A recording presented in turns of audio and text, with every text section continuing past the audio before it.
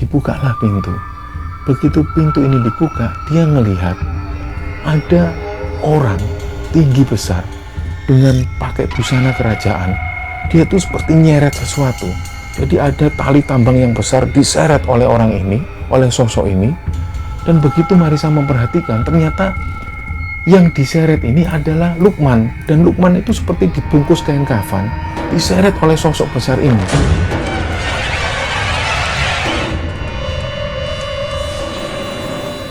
Bismillahirrahmanirrahim. Assalamualaikum warahmatullahi wabarakatuh. Sobat Gembara Sunyi dimanapun berada. Pada kesempatan kali ini kami akan bercerita tentang sebuah kisah kiriman yang dikirim oleh Sobat Gembara yang bernama Marissa. Sebelum kita masuk ke ceritanya, untuk teman-teman yang nonton tayangan ini dan belum subscribe, jangan lupa untuk subscribe lebih dulu agar kami lebih bersemangat lagi dalam membuat konten-konten terbaru di Gembara Sunyi.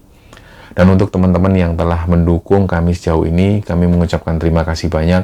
Semoga amal kebaikan teman-teman dibalas kebaikan berlipat oleh Allah Subhanahu wa Ta'ala.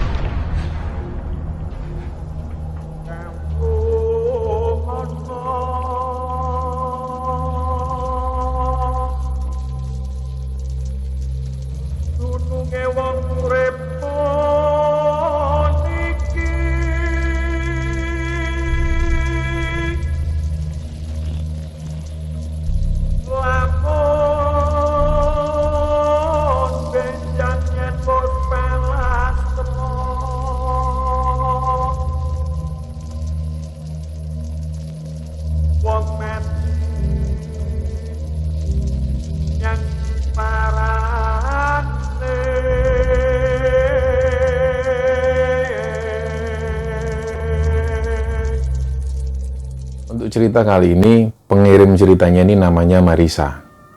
Jadi Marissa ini tinggal di Salatiga, Jawa Tengah. Pada waktu Marissa menceritakan tentang ceritanya ini, posisinya waktu itu dia lagi kuliah di Semarang.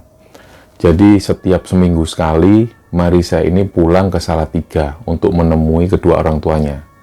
Nah, di Salatiga itu, Marissa ini tinggal bersama kedua orang tuanya, dan ada satu orang kakaknya yang namanya Lukman. Nah, jadi setiap seminggu sekali kadang-kadang Marissa ini pulang ke Salatiga. Nah, Marissa ini punya kakek. Kakeknya Marissa ini tinggal di Solo. Nah, sekedar informasi bahwa kakeknya ini sangat suka sekali dengan benda-benda antik, benda-benda kuno, dan berbagai macam benda-benda kesenian. Jadi di rumah kakeknya yang ada di Solo itu, selain rumahnya terbuat dari bangunan jati, di dalam itu banyak sekali benda-benda antik dan benda-benda kuno yang sengaja dipasang dari kakeknya itu. Jadi ada sepasang wayang Ramasinta dan juga ada satu set wayang yang sengaja ditancapkan di ruang tamu. Ada juga peralatan gamelan yang sengaja ditaruh di ruang keluarga. Dan masih banyak patung-patung yang tersebar di berbagai ruangan. Nah, pada waktu itu, mamanya Marissa ini ngabarkan ke Marissa bahwa kakeknya itu meninggal. Jadi hari itu juga Marissa pulang ke Salatiga dan mereka bareng-bareng menuju ke Solo. Singkat cerita, setelah kakeknya ini dimakamkan, barulah muncul ada pikiran-pikiran atau ada inisiatif, terutama dari anak pertama. Jadi karena mamanya Marissa ini adalah anak terakhir dari 5 bersaudara, kakak pertamanya ini yang notabene adalah budenya Marissa, waktu itu sempat punya inisiatif. Ini barang-barang bapak ini dikemanakan setelah ini. Karena dari anak-anaknya, termasuk mamanya Marissa itu juga nggak suka dengan benda-benda semacam itu. Jadi mereka ini bingung, ini benda-benda ini harus dikemanakan, apakah harus dijual, ataukah harus disimpan. Sementara mereka dari anak-anaknya itu nggak ada yang suka dengan benda-benda semacam itu. Nah, sampai dari rapat itu mereka memutuskan benda-benda antik dan benda-benda kuno yang ada di rumah kakeknya itu dijual. Dan setelah beberapa bulan kemudian, barang-barang ini pun terjual karena ada satu kolektor yang berani membeli benda-benda antik peninggalan kakeknya itu. Tapi beberapa benda atau beberapa patung ini masih ada di rumah kakeknya yang ada di Solo. Nah, pada kunjungan kali itu, Marisa dan keluarga ini menuju ke Solo karena ada pertemuan keluarga. Jadi mereka terbiasa kumpulan famili di Solo. Selesai menggelar kumpulan famili itu, si Lukman ini tiba-tiba ngambil satu patung. Ada satu patung yang letaknya di pojokan ruangan, diambil oleh Lukman. Nah, waktu itu Marisa dan keluarga ini nggak tahu yang diambil Lukman ini patung jenisnya apa. Karena mereka sama sekali nggak paham tentang benda-benda seni atau benda-benda antik. Yang waktu itu diingat Marisa, Lukman ini ngambil satu patung yang besarnya atau tingginya itu seperti seukuran anak usia 2 tahun. Nah, malam itu ketika mereka pulang, Marisa dan keluarga ini pulang kembali ke Salatiga, barulah ayahnya ini tahu, "Loh Mas, kamu ngambil apa?" Nah, si Lukman bilang, "Ini ngambil patung punyanya kakek." Karena Lukman itu ngelihat patung ini tersembunyi di pojok ruangan. Dan Lukman bilang kalau patung ini nggak ada yang ngurusi. Jadi Lukman itu inisiatif untuk ngambil patung ini dan rencananya akan diletakkan di kamarnya Lukman. Nah, ayahnya pun mendiamkan. Patung ini ditaruh persis di bangku belakang. Di mobil bagian belakang, mereka pun pulang. Malam itu sekitar jam 8:30 baru mereka keluar dari kota Solo menuju ke Salatiga. Pada waktu itu jalanan ini sepi. Nah, tiba-tiba ada chat masuk dari mamanya Marisa. Nah, padahal mereka ini duduknya berdekatan sekali. Jadi mamanya Marisa ada di posisi depan. Dan waktu itu mamanya ini tiba-tiba ngechat. Nah, isi chatnya itu mamanya ini bilang, "Dek, di belakang ada penumpang baru." Nah, otomatis Marisa ini kaget. Maksudnya mama apa? Itu loh, ada yang ngikut ke mobil kita.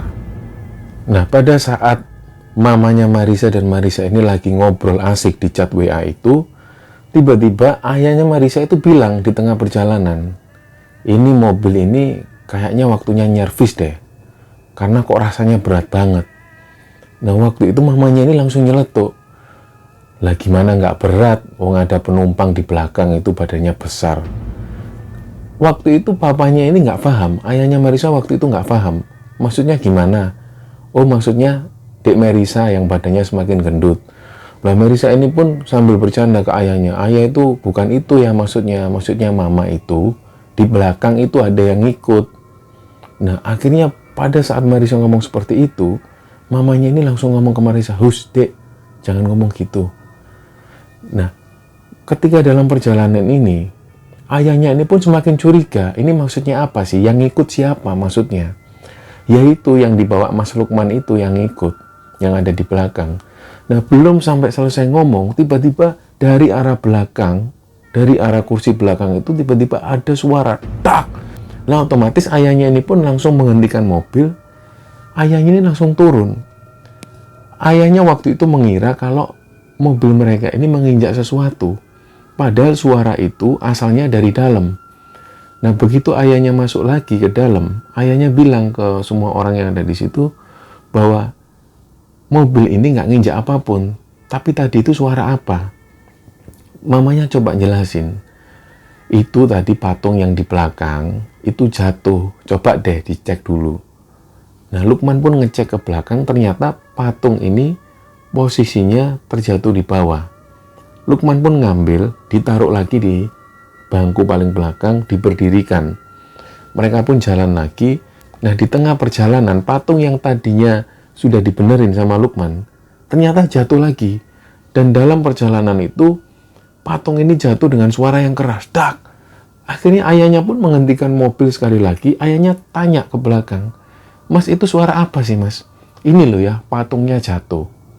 Ya sudah, benerin. Nah, Lukman pun membenarkan lagi posisi patung itu ditaruh persis di atas bangku. Mereka pun lanjut jalan lagi. Singkat cerita, ketika mereka sampai di dalam rumah di Salatiga itu, Lukman langsung bawa patung ini menuju ke kamarnya di lantai 2. Nah, posisi kamar Lukman ini persis bersebelahan dengan kamarnya Marisa. Malam itu ketika mereka selesai makan malam, mereka semua langsung masuk ke kamar masing-masing. Jadi, ayah dan mamanya Marisa ini tidur di kamar di bagian bawah, dan Marisa tidur di lantai atas. Nah, pada waktu Marissa ini tidur, belum lama Marissa ini tidur, dia dengar dari arah kamar kakaknya, dari arah kamar Lukman itu, dari dinding tembok kamar itu, dia dengar kalau seperti ada cakar yang pencakar di bagian dinding. Lah, waktu itu Marissa ini ngerasa risih dengan suara-suara itu. Dia pun duduk dan langsung keluar ngetuk kamarnya Lukman. Mas, kamu ngapain sih itu, Mas? Diketuk terus, tapi dari arah dalam Lukman ini belum juga bukain pintu. Dan gak lama kemudian karena Marissa ini ngerasa terganggu, dibukalah kamar kakaknya itu. Begitu pintu kamar ini dibuka, Lukman itu langsung posisinya berdiri persis di depan pintu dan sambil matanya melotot ke arah Marissa. Nah, Marissa yang takut dengan situasi waktu itu, langsung dia ini turun ke bawah dan dia panggil ayahnya. Ya itu Mas Lukman kenapa sih ya? Kok kayak gitu tingkahnya, kok ngeliatin aku kok kayak gitu? Begitu ayahnya naik ke atas dan buka kamar Lukman, ayahnya ini ngelihat kalau Lukman itu tertidur dengan pulas dan sambil megang guling. Dibanguninlah sama ayahnya. Mas, bangun mas. Mas Lukman, bangun mas. Begitu Lukman ini bangun, ya kayak orang yang baru bangun tidur. Jadi dia bingung, Lukman ini bingung. Kenapa kok malam-malam ke kamarku? Ini loh adikmu ngaku kalau tadi ngetuk-ngetuk pintumu. Karena dari kamarnya itu dengar kalau ada yang nyakar-nyakar di dindingnya. Lah begitu ngetuk kamarmu, kamu itu nggak bukain pintu. Tapi begitu adikmu ini buka pintu, kamu itu sudah berdiri persis di depan pintu sambil melotot. Akhirnya adikmu ini takut. Nah, Lukman pun bingung dengar penjelasan dari ayahnya itu. Yo, aku ini tidur kok dari tadi kok. Lah, terus itu tadi siapa? Pertanyaan mereka itu seperti itu. Akhirnya ayahnya ini nyoba menenangkan, ya sudahlah. Udah mungkin kamu lagi berhalusinasi atau apa, Dek. Kamu tidur lagi, jangan lupa baca doa. Nah, Marissa pun tidur lagi di dalam. Dan gak lama setelah itu, belum lama Marissa ini tidur, dia ini mulai mendengar ada suara alunan-alunan gamelan. Nah, sebelum-sebelumnya ketika dari kecil sampai besar Marissa tinggal di rumah itu, gak pernah sekalipun dia dengar ada suara gamelan. Tapi malam itu, dia ini dengar kok ada suara gamelan.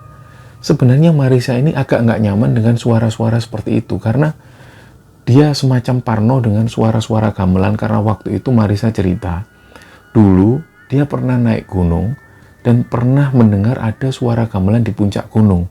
Setelah itu dia mengalami berbagai macam kejadian-kejadian yang sulit diterima oleh akal. Nah, pada waktu itu, malam itu, ketika Marissa ini ada di dalam kamar dan dengar suara gamelan itu, mulailah Marissa ini mulai panik. Dia mulai ketakutan, mulai keluar keringat dingin. Dia coba keluar dari kamar memastikan ini suara gamelan ini dari mana. Dia keluar menuju ke balkon, dilihat di luar ini suasana ini sepi dan gak ada aktivitas apapun. Marissa pun kembali. Sebelum masuk ke kamarnya, Marissa ini dengar bahwa suara gamelan itu asalnya dari kamar kakaknya, si Lukman. Nah, pelan-pelan Marissa itu langsung mendekati arah kamar Lukman.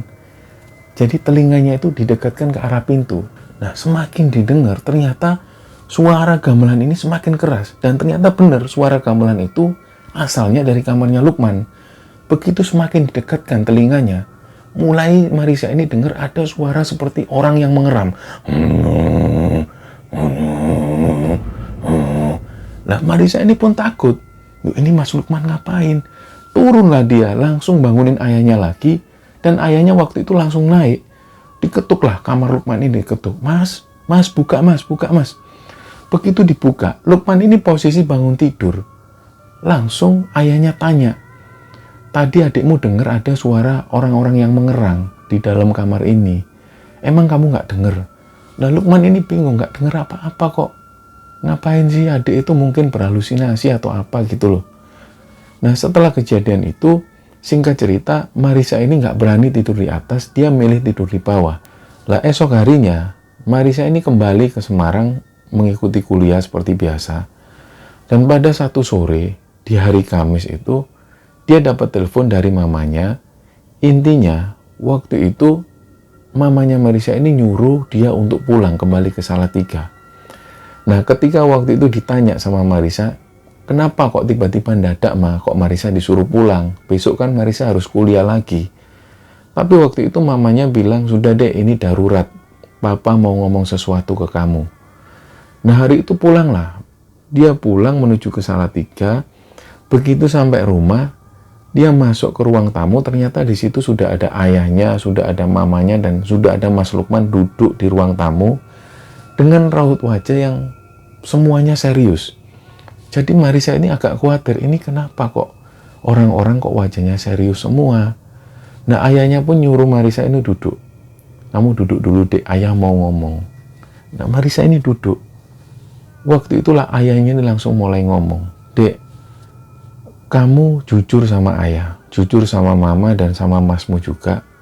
Selama kamu kuliah di Semarang, pernah nggak kamu masukkan cowokmu di dalam kamarmu? Nah, Marissa yang dengar itu ya juga kaget. Otomatis dia kaget dan membantah. Loh, ayah kok bisa ngomong kayak gitu? Dapat info dari siapa? Marissa itu selama di Semarang sama sekali nggak pernah masukkan cowok ke dalam kamar kos.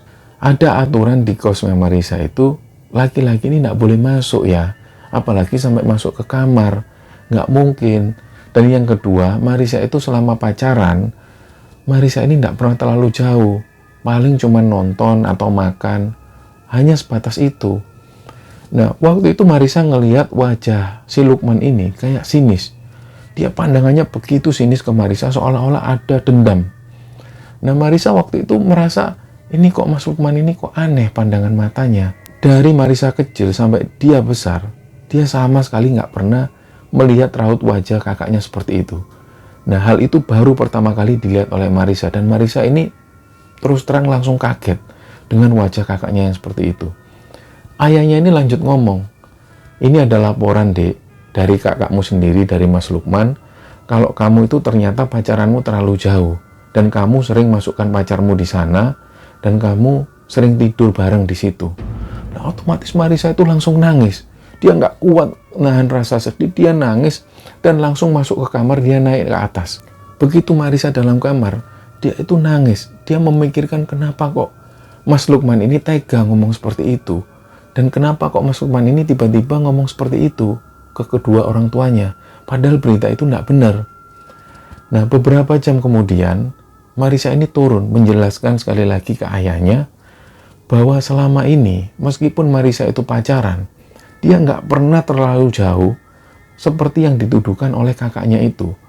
Dan sama sekali nggak pernah dia memasukkan laki-laki dalam kamar kosnya, apalagi sampai tidur bersama pacarnya di dalam kos. Nah, setelah kejadian itu, mulailah suasana ini kembali mereda.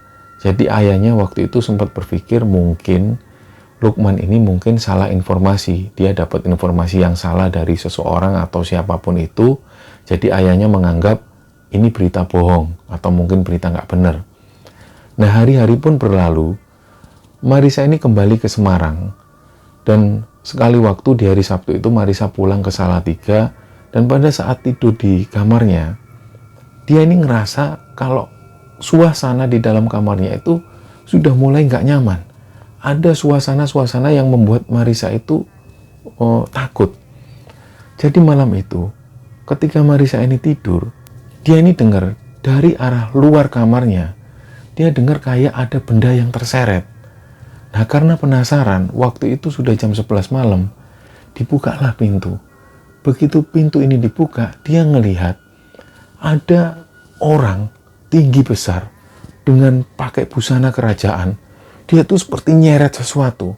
Jadi ada tali tambang yang besar diseret oleh orang ini, oleh sosok ini. Dan begitu Marissa memperhatikan, ternyata yang diseret ini adalah Lukman. Dan Lukman itu seperti dibungkus kain kafan, diseret oleh sosok besar ini. Jadi cuman terlihat wajahnya. Dan Marissa itu yakin bahwa yang diseret sosok ini adalah kakaknya yang sudah terbungkus dengan pocong. Karena Marissa ini takut, dia langsung nutup kamar. Dia memastikan lagi, ini yang dilihat ini benar-benar nyata atau memang halusinasi. Karena waktu itu sudah jam 11 malam, Marissa ini tetap diam dalam kamarnya. Dan suara benda yang bergeser itu masih terdengar. Nah, lama-kelamaan, suara benda yang tadinya bergeser itu berhenti persis di depan pintu kamarnya Marissa. Gak lama setelah itu, tiba-tiba Marissa ini mencium seperti bau kemenyan. Dan bau kemenyan ini tiba-tiba tercium yang sangat menyengat sekali, sampai-sampai Marissa itu nggak tahan dengan baunya. Dan dia langsung cari HP-nya, dia telepon ke ayahnya. Di teleponnya, ayahnya ini nggak ngangkat. Begitu dia telepon mamanya, mamanya pun juga nggak ngangkat. Karena waktu itu sudah malam sekali. Terakhir dia coba telepon Lukman. Nah, begitu Marissa ini telepon ke HP-nya Lukman, HP-nya ini diangkat. Nah, Marissa pun ngomong, Mas Lukman, kamu di mana, Mas? Mas. Nah, ada suara yang terdengar dari HP-nya Lukman. Suara ini tiba-tiba bilang, apa? Langsunglah Marissa ini nutup telepon dan dia nangis ketika di dalam kamar.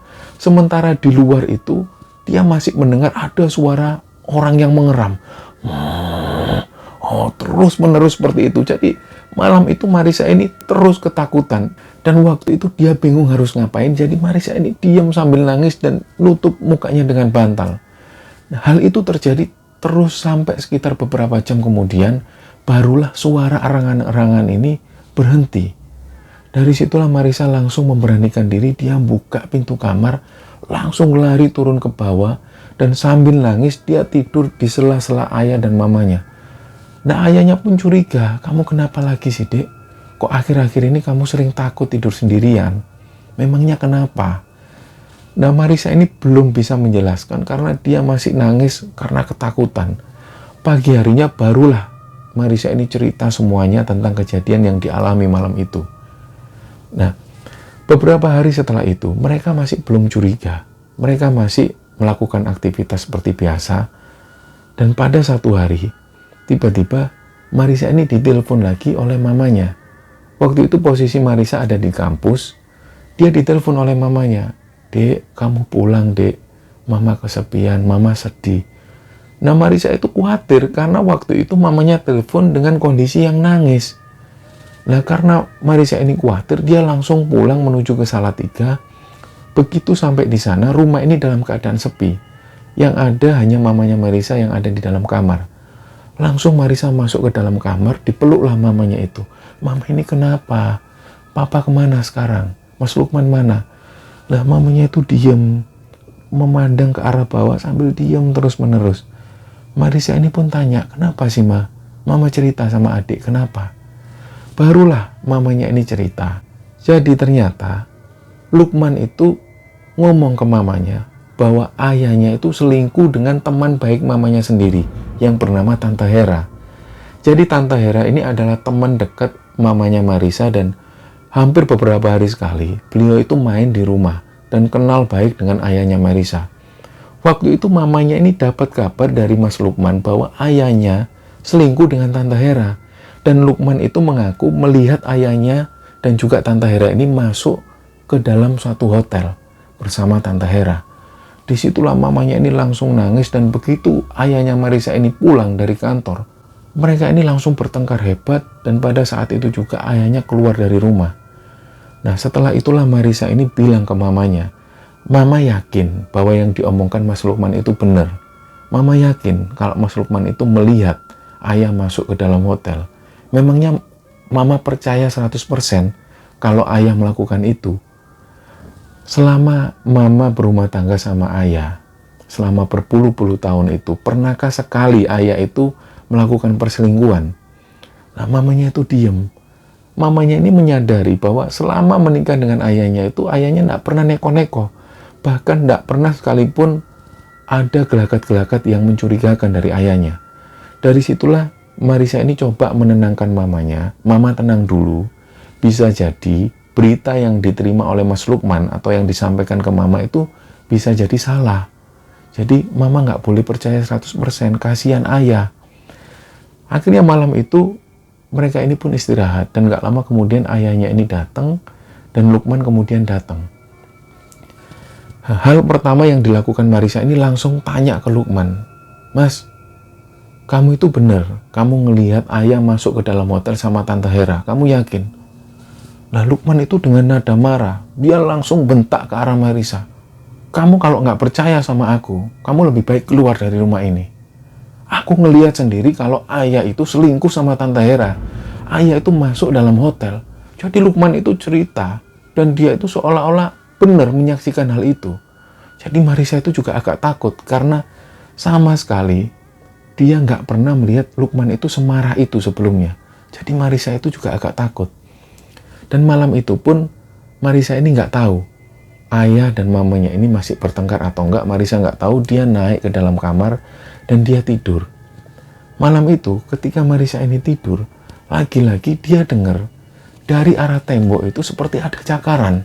Dan cakaran ini lebih keras lagi. Krrrr, krrrr. Kayak seolah-olah ada sesuatu yang marah dari arah kamar Lukman. Dari situlah Marissa itu langsung keluar dan langsung ngetuk pintu Mas Lukman. Mas, itu tadi apa? Kamu ini ngapain? Nah, begitu Lukman ini buka pintu, ternyata mata Lukman itu berubah jadi merah. Dan langsung nyekik lehernya Marissa. Langsung Lukman ini dorong Marissa sampai jatuh. Marissa itu pun gak habis pikir dengan kelakuan kakaknya. Kok bisa kakaknya ini melakukan ini? Langsung Marissa turun menuju ke kamar ayahnya.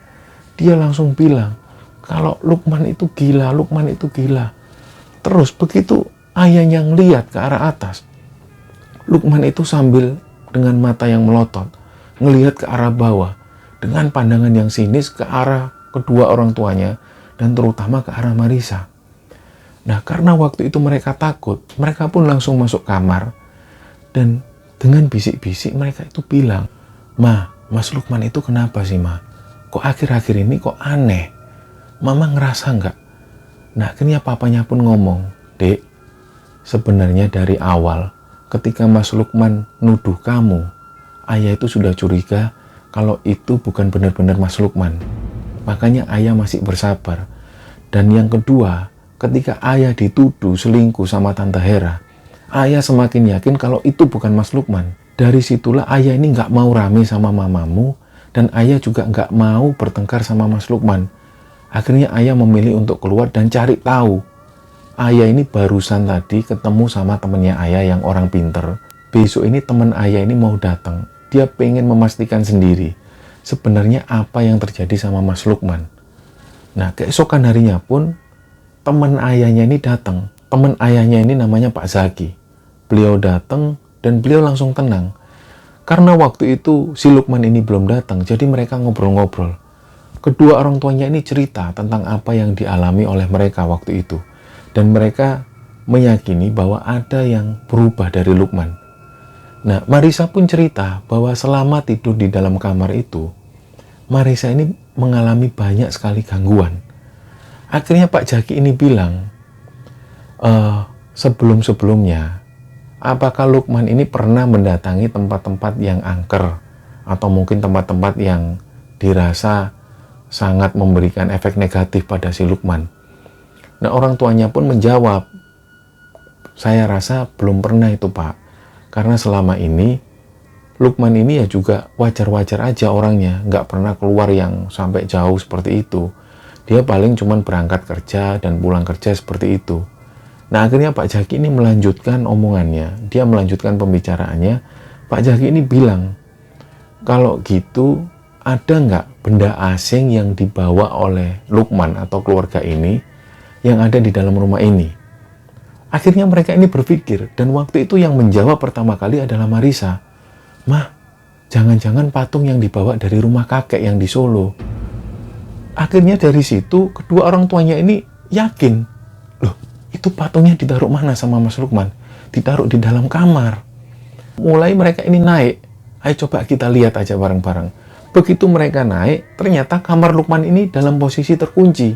Nggak biasa-biasanya kamar Lukman ini posisinya terkunci. Nah, waktu itu kenapa kok kamar Lukman ini dikunci? Mereka ini semakin curiga. Akhirnya mereka tetap nunggu kedatangan Lukman. Gak lama kemudian Lukman ini datang. Dan begitu Lukman ini datang, raut wajahnya itu langsung seperti marah. Dan langsung menatap ke arah Pak Zaki. Dan dia bilang, kowe ngale toko omaku. Kowe ngale toko omaku. Nah, Pak Zaki itu tetap tenang. Sini Mas Lukman, duduk sini dulu. Pak Zaki mau ngomong, kita kan sudah lama nggak ketemu. Lah, Lukman itu tetap nunjuk ke arah Pak Jaki sambil bilang, kowe ngali teko omaku, kowe ngali teko omaku. Tetap marah seperti itu. Akhirnya Pak Jaki ini langsung berdiri, dirangkul lah, Lukman ini dirangkul, didudukkan. Lukman itu tetap mengerang, ngali teko omaku, ngali teko omaku. Pak Zaki itu tetap dengan tenang dibaca-bacakan oleh Pak Zaki, dan Pak Zaki itu megang punggungnya Lukman. Dan nggak lama setelah itu Lukman itu teriak seperti orang kesakitan. Dia teriak, "Wah!" Dan sambil terus Pak Zaki ini membaca-bacakan ayat, Lukman itu terus ngerasa kesakitan seperti orang yang dicambuk oleh sesuatu. Aduh, aduh, aduh, panas, panas, terus seperti itu. Dan nggak lama setelah itu Pak Zaki minta tolong ke Marisa, "Dek, ambilkan minum, Dek. Bapak tolong ambilkan minum." Diambilkan minum oleh Marisa, ada air putih di situ dan dicipratkan ke raut wajahnya Lukman. Dan setelah itu Lukman ini lemes. Dia lemes dan ditidurkan oleh Pak Zaki di sofa di ruang tamu itu. Nggak lama setelah itu baru Pak Zaki ini ngomong, "Bener, ini anggapanku bener. Barang yang ada di kamar itu yang dibawa oleh Lukman inilah yang merasuki dia selama ini. Jadi itu biang keladinya ada di sana. Dia memang sudah keluar dari badannya Lukman, tapi dia kembali ke patung itu. Kita harus buka itu kamar itu." Nah ternyata belum selesai Pak Zaki ini ngomong, dari dalam kamar Lukman itu tiba-tiba terdengar seperti ada benda-benda keras yang jatuh. Duak, duak. Jadi benda-benda dalam kamar itu seperti dilempar. Tak, tak, tak. Nah Pak Zaki itu tetap menenangkan orang-orang yang ada di sana. Sudah tenang aja, udah nggak apa-apa. Nunggu Mas Lukman bangun aja. Sampai waktu itu, suara benda-benda jatuh itu masih terdengar dari arah kamarnya Lukman. Duak, duak, dan keras sekali. Seperti kayak ada aktivitas di dalam kamar Lukman itu. Nggak lama kemudian Lukman ini bangun. Langsung Pak Zaki itu megang pundaknya Lukman terus bilang, "Mas, kunci kamarnya mana? Bapak mau ngecek di dalam kamarnya Mas." "Oh ini Pak," diserahkanlah kunci itu, mereka pun naik. Jadi Pak Zaki naik lebih dulu dan kedua orang tuanya termasuk Marisa langsung ngikuti Pak Zaki. Begitu pintu kamar Lukman ini dibuka, hal yang pertama tercium oleh mereka adalah bau kemenyan yang begitu menyengat sekali. Dan di dalam kamar itu sudah porak-poranda. Jadi buku-buku sudah berjatuhan, benda-benda seperti gitar, lemari, semua jatuh. Kayak baru aja terjadi sesuatu di dalam kamar itu. Langsunglah Pak Zaki ini ngambil patung tersebut, diambil dibawa turun ke ruang tamu. Dilihat. Setelah itu Pak Zaki ngomong, "Ini ada yang tahu nggak? Ini patung apa?" Pak Zaki itu dengan santainya. Lah karena mereka semua yang ada di sana ini nggak tahu tentang benda-benda seni, bahkan tentang tokoh-tokoh pewayangan mereka nggak tahu. Ternyata yang dibawa oleh Lukman dari rumah kakeknya yang di Solo itu adalah patung wayang yang bernama Sengkuni. Nah mungkin teman-teman beberapa ada yang tahu tentang karakter Sengkuni ini seperti apa. Dia ini mempunyai sifat yang culas, sifat yang sangat licik, meskipun dia sebenarnya juga cerdas. Nah, pada waktu itu ketika Pak Zaki menjelaskan bahwa patung wayang yang dibawa oleh Lukman dari rumah kakeknya itu adalah patung wayang yang bernama Sengkuni. Dan Sengkuni itu memang sifatnya seperti itu. Dia licik, suka menghasut, dan suka mengadu domba. Itulah yang menjadi penyebab bahwa dalam satu keluarga ini mengalami perselisihan satu sama lain. Dari awal ketika Marisa dituduh sudah tidur sama pacarnya ketika ada di kos-kosan, dan yang kedua ayahnya ini dituduh selingkuh oleh Lukman. Dari situlah Pak Zaki ini menjelaskan, ya ini terjawab semua, bahwa percaya atau nggak percaya, karakter wayang Sengkuni ini mempengaruhi psikologis dari Lukman. Di situ Lukman ini cuma bisa terdiam, dan dia seperti orang linglung, dia diam kayak seolah nggak percaya bahwa masa iya sih hanya dengan patung ini bisa mempengaruhi psikologis itu. Nah nggak lama setelah itu mamanya Marisa ini langsung telepon budenya yang ada di Solo. Begitu telepon, mamanya langsung bilang, "Mbak, ini loh Mbak, kapan itu Lukman ini bawa satu patung. Patungnya ini ukurannya nggak terlalu besar. Ini bener tak Mbak, ada patung Sengkuni. Memangnya Bapak dulu pernah punya patung Sengkuni?" Lah, waktu itu budenya ini kaget. "Loh, kok bisa ada di sana patungnya? Kenapa kok bisa ada di situ? Siapa yang ngambil?" "Ya ini Lukman, tiba-tiba ngambil, dibawa, ditaruh di kamarnya." "Loh, kembalikan sekarang juga ke Solo. Kembalikan sekarang, sudah, kembalikan pokoknya." Nah, karena mendengar pernyataan dari kakaknya itu, akhirnya keesokan harinya, patung ini pun dikembalikan. Ketika sampai di rumah yang ada di Solo, barulah budinya ini cerita bahwa ada pesan dari bapaknya waktu itu, dari kakeknya Marissa ini sempat berpesan, semua yang ada di rumah itu boleh dijual atau boleh dimiliki anak-anaknya. Benda-benda seni dan patung meskipun lukisan, adapun juga seperti keris dan lain sebagainya boleh dijual atau boleh dimanfaatkan untuk anak-anaknya. Tapi hanya satu yang nggak boleh, yaitu patung Sengkuni ini. Karena patung Sengkuni ini dipesan khusus oleh kakeknya Marissa dari satu kota di daerah Jawa Tengah. Nah, entah apa yang menjadi sejarah dari patung Sengkuni ini, yang jelas waktu itu budinya ini menjelaskan bahwa bapak itu mewanti-wanti patung Sengkuni ini tidak boleh dipindah. Tempatnya di sini dan tidak boleh dimiliki siapapun. Karena budinya ini menyadari masih banyak patung-patung yang ada di sana. Jadi budinya ini juga nggak hafal di mana patung-patung itu diletakkan. Dan ternyata dari situlah, dari penjelasan budinya inilah mereka semua paham. Dan percaya nggak percaya, mereka menyadari bahwa psikologis Lukman ini terpengaruh dengan adanya patung tersebut. Dan menjadikan keluarga mereka itu sempat ada perselisihan. Dan mereka jadi paham bahwa tokoh Sengkuni ini memang seperti ini sifatnya. Dia culas, dia licik, dan suka menghasut satu sama lain. Nah, hari-hari pun berlalu. Sampai pada satu ketika, waktu itu Marissa ini kembali pulang ke Salatiga dan ketemu dengan Mas Lukman. Nah, iseng-iseng Marissa ini tanya ke Mas Lukman, Mas, kamu masih ingat nggak sih ketika kamu pertama kali ambil patung itu sebenarnya kamu itu ngapain? Apa yang membuat kamu kok tiba-tiba pengen ngambil patung itu? Padahal sebelum-sebelumnya dari keluarga ini nggak ada yang suka dengan benda-benda semacam itu. Kenapa kok kamu tiba-tiba pengen ambil patung itu? Nah, ceritalah Lukman. Jadi waktu itu ketika Lukman ini ada di rumah kakeknya, dia itu ngelihat ada sosok orang tinggi besar. Dia berkumis tebal seperti orang-orang dengan pakai baju kerajaan. Dia itu tiba-tiba manggil Lukman. Nah, Lukman ini pun menghampiri. Begitu Lukman menghampiri, Lukman ini langsung ditampar oleh sosok tinggi besar ini. Begitu Lukman ditampar, Lukman itu tiba-tiba dia ngerasa suka dengan patung itu. Diambillah patung ini. Nah, Lukman itu tiba-tiba ngerasa nyaman dengan patung itu. Ketika dibawa pulang dan ditaruh di kamar, Lukman itu selalu memandangi patung tersebut dan seolah-olah patung ini seperti hidup. Dan ketika Lukman ini berangkat kerja, Lukman itu selalu pengen cepat pulang dan selalu pengen melihat patung itu. Nah, sampai pada satu malam, dia ini tidur, antara sadar dan gak sadar, Lukman itu dibawa oleh sosok tinggi besar. Dia diajak masuk ke lorong dan tibalah dia di satu buah pertunjukan wayang orang. Jadi Lukman ini melihat pertunjukan wayang orang, di mana sosok ini memainkan perannya di atas panggung. Dan Lukman itu melihat pertunjukan itu. Dan gak lama kemudian, sosok ini tiba-tiba jalan dengan gagahnya, dengan tangan ada di samping. Dia datang, langsung menghampiri Lukman, dan langsung narik tangan Lukman. Jadi Lukman ini ditarik ke atas panggung, dan tiba-tiba Lukman itu langsung berubah jadi karakter tokoh Sengkuni ini. Dia seolah-olah ada di dalam panggung itu dan memainkan peran itu dengan benar-benar maksimal. Begitu Lukman ini ngelihat ke arah penonton, yang dilihat ini bukan penonton manusia.